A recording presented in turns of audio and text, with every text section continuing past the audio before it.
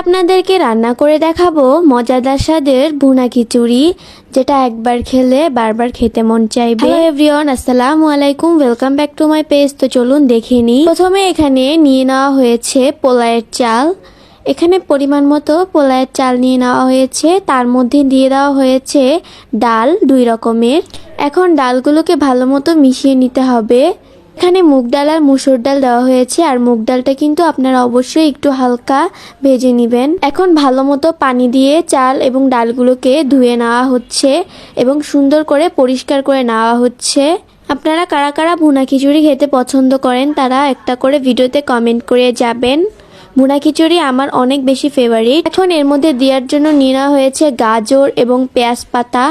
গাজর এবং পেঁয়াজ পাতাটাকে কেটে নেওয়া হয়েছে, গাজরগুলাকে কুচি কুচি করে কেটে নেওয়া হয়েছে।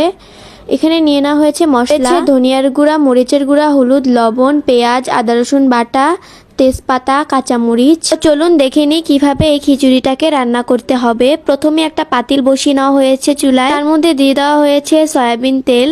তেলটাকে দেওয়ার পর তেলটাকে কিছুক্ষণ বসিয়ে রেখে গরম হয়ে গেলে এর মধ্যে দিয়ে দেওয়া হয়েছে পেঁয়াজ কুচি। পেঁয়াজ কুচিটাকে দিয়ে ভালো মতো ভেজে নিতে হবে।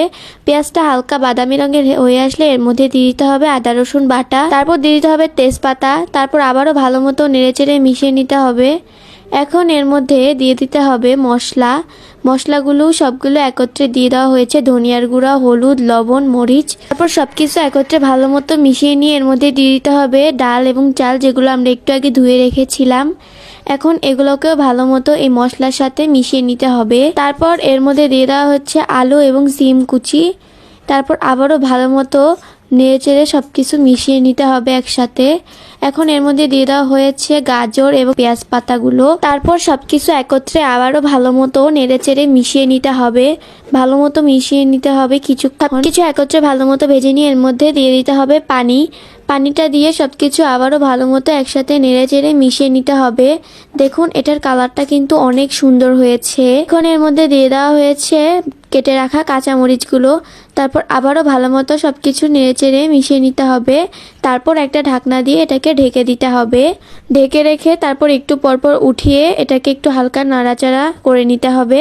তারপর আবারও ঢেকে দিতে হবে।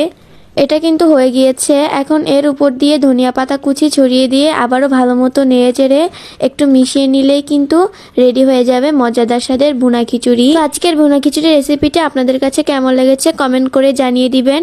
আর ভালো লাগলে লাইক কমেন্ট শেয়ার করে পেজটি ফলো দিবেন এবং অবশ্যই বাসায় ট্রাই করবেন। এটা কিন্তু খেতে অনেক মজা হয়, আপনারা ট্রাই করে দেখতে পারেন। তো আজকের মতো এখানেই বিদায় নিচ্ছি। সবাই ভালো থাকবেন, সুস্থ থাকবেন। আসসালামু আলাইকুম, আল্লাহ হাফেজ।